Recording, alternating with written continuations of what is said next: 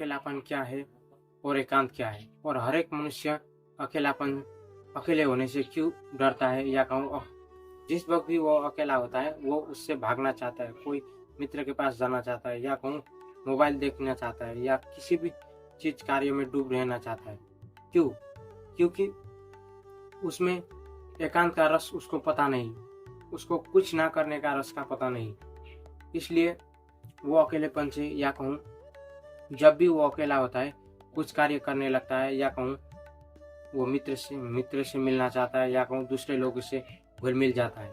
तो देखिए, आज तक की मनुष्य की जाति के इतिहास में जितने भी महापुरुष हुए हैं वो अपने शुरुआती दिनों में, या कहूँ जब वो सीख रहे थे, जब वो अध्ययन कर रहे थे, जब वो विद्यार्थी थे, या कहूँ जो भी महापुरुष हुए हैं उन्होंने अकेलेपन से गुजर कर ही अपने नवीनतम आइडियाज, नवीनतम सोच, नवीनतम खोज को जन्म दिया।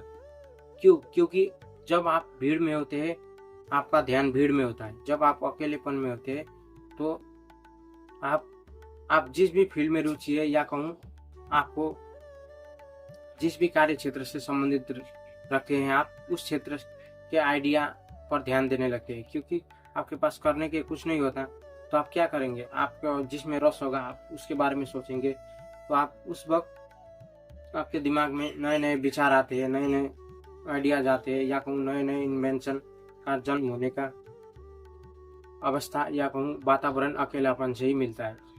आज तक के जितने भी वैज्ञानिक हुए वो सारा 24 घंटा लगभग अधिकतर समय अपना वो अकेलापन में बिताते हैं, अर्थात एकांत में बिताते हैं। देखिए, अकेलापन एक ऐसी स्थिति है जब आप अकेले होते हैं तो आप अकेलापन महसूस करते हैं, अर्थात उस वक्त आप में रस नहीं होता। और एकांत ऐसी अवस्था है जिस वक्त आप अकेले होते हैं फिर भी अकेलापन महसूस नहीं करते, उस वक्त आप आनंदित होते हैं। तो एकांत और अकेलापन दूसरी बात है। महापुरुष लोग जितने भी है वो सब अपने आप में एकांत का महसूस करते हैं, अर्थात वो अकेलापन में अकेले होने का महसूस नहीं करते, वो उसमें निरस नहीं होते, वो अपने खोज में, अपने इन्वेंशन में, अपने विचारों में डूबे रहते हैं। तो इसलिए यदि अपने जीवन में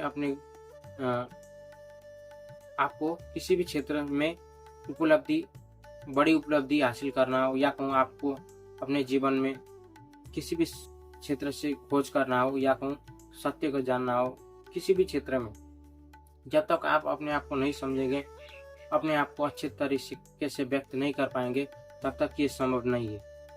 क्योंकि अगर आप अपने आप को ही नहीं समझ सकते तो फिर दूसरों को आप क्या समझा पाएंगे? अपने इमोशन, अपने माइंड, अपने हैबिट, आप किसके आदी है, आपको क्या कंट्रोल किया जा रहा है, आप किसके द्वारा कंट्रोल होते हैं, जब तक आप इस चीज को नहीं समझ सकते तब तक आप एक विशेष स्थिति में नहीं हो सकते। इसलिए अकेलापन से भागे मत, अकेलापन को समझने का प्रयास कीजिए। थोड़े वक्त एकांत में या अकेले में बिताइए, थोड़ा वक्त अपने को समझने में, अपने को जानने में समय लगाइए। चाहे किसी भी फील्ड से रुचि रखते हो, आप थोड़ा बहुत उस फील्ड के लिए अकेले में काम करिए, अकेले में जानिए, थोड़ा बहुत सोचिए।